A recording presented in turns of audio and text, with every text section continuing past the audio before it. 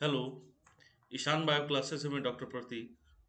आज हम लोग बात करेंगे एरिथ्रोसाइटिक सेगमेंटेशन रेट यानी ईएसआर की बात करेंगे, जो कि पैथोलॉजी साइड से काफ़ी इम्पोर्टेंट क्वेश्चन है और टॉपिक है, और हम लोग फिजियोलॉजी में भी इसकी स्टडी करते हैं। तो एरिथ्रोसाइटिक सेगमेंटेशन रेट है क्या, तो इसको हम लोग समझेंगे। हम लोग इससे पहले समझें कि जो आरबीसीज है हमारे बॉडी में क्या होता है, सस्पेंडेड फॉर्म में, मतलब प्लाज्मा में घुल करके वो फ्लो करता रहता है पूरे बॉडी में, वेन और आर्टरी में। आरबीसी का फ्लो होता रहता है और ये यूनिफॉर्मली सर्कुलेशन उसका होता रहेगा। तो ये सस्पेंस, और ये क्या करता है, इसी को कहते हैं suspension stability of RBC.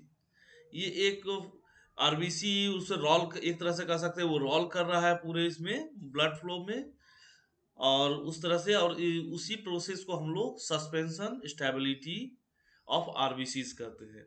Normally हम लोग समझे इस बात को, तो normally the RBCs remain suspended uniformly in circulation. This is called suspension stability of RBC. चलिए, अब इस बात को अब हम लोग समझ गए, तो इसके बाद हम लोग आगे बात करते हैं कि अगर हम लोग उस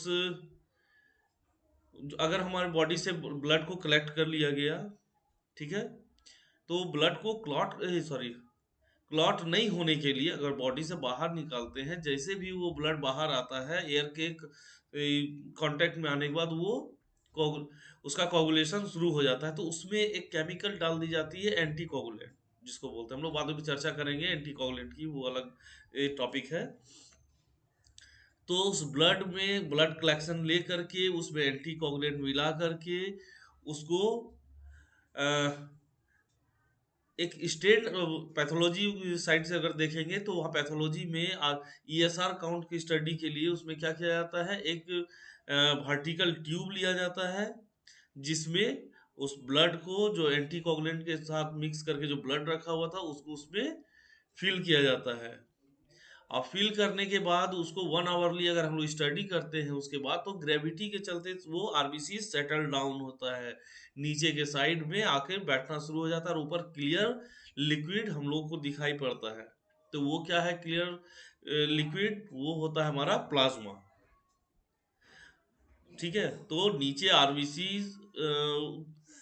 सेटल डाउन हो गया, और उसके बाद जो क्लियर लिक्विड दिख रहा है तो वो प्लाज्मा है। तो उससे हम लोग फिर देखेंगे कि वो कितना सेटल हुआ 1 आवर में, तो उसके हिसाब से हम लोग ईएसआर काउंट करते हैं, और उससे ही पता चलता है कि वो कित पेशेंट, मतलब जो अफेक्टेड, जो ईएसआर काउंट किसका बढ़ा हुआ है घटा हुआ है, इस प्रोसेस के थ्रू उसका कैलकुलेशन होता है।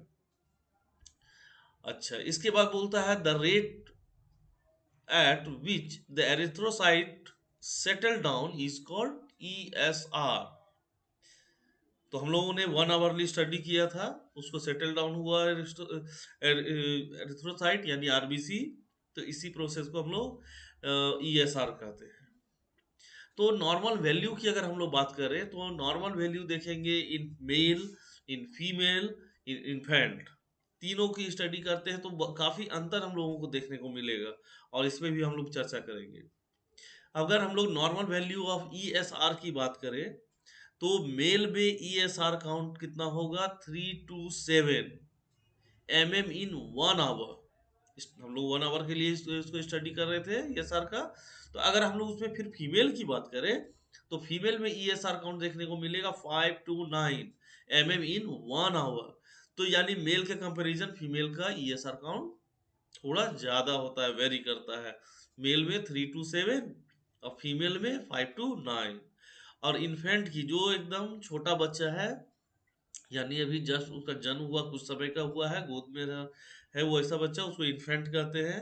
वो 0 to 2 यानी 0 से लेकर 2 तक mm in 1 hour इसका काउंट आता है। तो हम लोग फिर से एक बार समझे, in male 3 to 7, female 5 to 9, और infant 0 to 2 mm in 1 hour। तो इसको समझना बहुत आसान हो गया, आप इसको समझें। और इसमें आगे आगे हम लोग और बात करेंगे ईएसआर को समझना, जिससे और भी आसान हो जाएगा। अब बात होती है वेरिएशन ऑफ ईएसआर की। ईएसआर काउंट भी वेरी करता है। एक तो नॉर्मल रेंज मेल फीमेल और इन्फेंट में जो वेरी कर रहा है, ये तो नॉर्मल रेंज है, वेरी कर रहा है। लेकिन मेल का 3 to 7 से अगर बढ़ जाना घट जाना ये होता है, ये कोई अलग शो करता है। या फीमेल या इन्फेंट किसी के साथ भी जो उनका नॉर्मल वैल्यू है उससे अगर बढ़ रहा है, तो उससे हम लोग पैथोलॉजिकल कंडीशन या फिजियोलॉजिकल कंडीशन की हम लोग बात करेंगे। तो यानी वेरिएशन दो तरह से होगा ईएसआर का, एक पैथोलॉजिकल और दूसरा फिजियोलॉजिकल। तो हम लोग फिजियोलॉजिकल को अलग थोड़ा समझने की कोशिश करेंगे, फिर पैथोलॉजिकल को भी हम लोग समझने की कोशिश करते हैं। हाँ, तो हम लोग अब बात करेंगे physiological variation of ESR. ESR के फिजियोलॉजिकल वेरिएशन में वो कब वेरी करता है फिजियोलॉजिकल वेरिएशन? पहला तो हम लोग उसका एक फैक्टर होगा एज।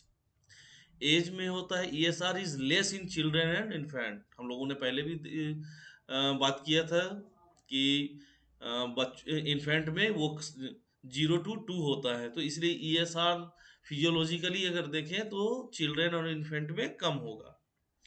तो बात उसके बाद आती है sex. It is more in female than in male. तो ईएसआर काउंट ज़्यादा दिखता है फीमेल में कंपैरिजन मेल के। अब इसके बाद कहता है menstruation. The ESR increase during menstruation. Menstruation के समय ये काउंट बढ़ जाता है। चलिए इसके बाद प्रेगनेंसी की बात करते हैं। फीमेल सॉरी प्रेगनेंसी जाहिर सी बात है फीमेल में ही होगी। तो फ्रॉम 3rd month यानी फर्स्ट ट्राइमेस्टर के लास्ट से अगर हम लोग देखें पार्टुरेशन के समय तक, यानी प्रसव के समय तक, तो ईएसआर इंक्रीज रहता है। लगभग वो अब लगभग 35 mm पर 35 mm इन 1 आवरली इसका काउंट हम लोगों को मिलेगा। तो 35 देखने का मतलब किसी तरह से परेशानी की बात नहीं होती, सॉरी। फर्स्ट ट्राइमेस्टर से लेकर के पास्टुरेशन के समय तक यानी प्रसव काल तक। तो इसके बाद हम लोग बात करेंगे pathological variation of ESR. Pathology अब बात करते हैं pathological variation of ESR. Pathological variation में बात अगर करें तो यहाँ पे दो तरह का बात आएगी। ईएसआर काउंट इंक्रीज कर सकता है, ईएसआर काउंट डिक्रीज कर सकता है पैथोलॉजिकली। तो अब हम लोग दोनों बात करेंगे, पैथोलॉजिकली इंक्रीज कब करता है और डिक्रीज कब करता है पैथोलॉजिकली। तो चलिए सबसे पहला हम लोग बात करते हैं ESR increase in disease such as. कुछ डिजीज ऐसे हैं जिसमें ईएसआर काउंट इंक्रीज करता है। तो ऐसे के जब ईएसआर काउंट बढ़ा हो तो हम लोग मोटे तौर पर इन जो हम लोग पॉइंट वाइज जिसकी बात करेंगे हम लोग उस पर फोकस कर सकते हैं, करना ही चाहिए। इससे क्या होता है, पेशेंट का ट्रीटमेंट करना आसान हो जाएगा। तो चलिए हम लोग बात करते हैं in ESR increase in disease such as. Number 1, tuberculosis, TB. किसी पेशेंट में को अगर टीबी से वो अफेक्टेड है तो उसका ईएसआर काउंट काफी इंक्रीज कर जाएगा। ऑल टाइप ऑफ एनीमिया, किसी भी तरह के एनीमिया में ये पैथोलॉजिकली इंक्रीज कर जाता है, एक्सेप्ट मतलब छोड़कर कौन सा, sickle cell anaemia. Sickle cell anaemia को छोड़ करके ये इंक्रीज कर जाता है, क्योंकि हम लोग वही देखने अभी हम लोग जस्ट अभी बात करेंगे कि सिकल सेल एनीमिया को क्यों हम लोग छोड़ते हैं। बाकी सारे एनीमिया में क्या होगा, ये सर काउंट बढ़ जाता है। मैलिग्नेंट ट्यूमर्स, जहां मैलिग्नेंट ट्यूमर होगा तो वहाँ ईएसआर काउंट काफी इंक्रीज कर जाएगा। रूमेटॉइड अर्थराइटिस वाले पेशेंट में ईएसआर काउंट काफी इंक्रीज कर जाएगा।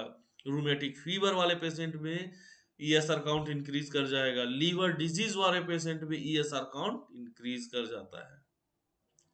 मोटे तौर पे तो हम लोगों ने समझा कि पैथोलॉजिकल वेरिएशन में इंक्रीज करता है ESR count in in points को देखने के बाद। अगर इस तरह के पॉइंट से, डिजीज से या इस तरह के कंडीशन से अफेक्टेड है कोई पर्सन या पेशेंट, तो उसका ईएसआर काउंट 100% बढ़ा हुआ मिलेगा। अब बात करते हैं ईएसआर काउंट का डिक्रीज होना कब दिखता है। तो डिक्रीज तब होगा जब हम लोग देखेंगे वो पेशेंट एलर्जिक कंडीशन में होगा। सिकिल सेल एनीमिया हम लोगों ने बात अभी किया था, इंक्रीज करने में, बाकी एनीमिया में वो इंक्रीज करता है, बट सिकिल सेल एनीमिया जब होगा तो वहां पर उसका काउंट डाउन दिखता है। इसके बाद पेप्टोन शॉक, इसके बाद पॉलीसाइथेमिया, इसके बाद हम लोग बात करते हैं एक्सट्रीम ल्यूकोसाइटोसिस। एक्सट्रीम ल्यूकोसाइटोसिस का कंडीशन होगा तो वहां भी ईएसआर काउंट डाउन रहता है, डिक्रीज किया हुआ होता है। तो चलिए हम लोग इस तरह से बात करेंगे आने वाले समय में फिर से नए नए टॉपिक्स के साथ। आप बने रहें ये ईशान बायो क्लासेस में, और किसी भी तरह की टॉपिक्स की समस्या हो या अगर कुछ परेशानी हो या कुछ अच्छा लग रहा हो तो आप काइंडली मैसेज से आप उनको सराह सकते हैं और एडवाइस दे सकते हैं। तो इसी तरह से ईशान बायो क्लासेस के थ्रू में डॉक्टर प्रतीक आप लोगों के लिए हर एक टॉपिक को काफ़ी इजी फॉर्म में हिंदी मीडियम में, खासकर बिहार झारखंड यूपी के स्टूडेंट्स के लिए एकदम इजी फॉर्म में कर रहा हूँ। तो इसके बाद नए नए टॉपिक्स में भी हमारे साथ बहुत सारे और सब्जेक्ट हैं जिसको मैं टच करूंगा, लेकिन अभी हम लोग पैथोलॉजी और सॉरी एनाटॉमी और फिजियोलॉजी को लेकर हम लोग चल रहे हैं। Thank you.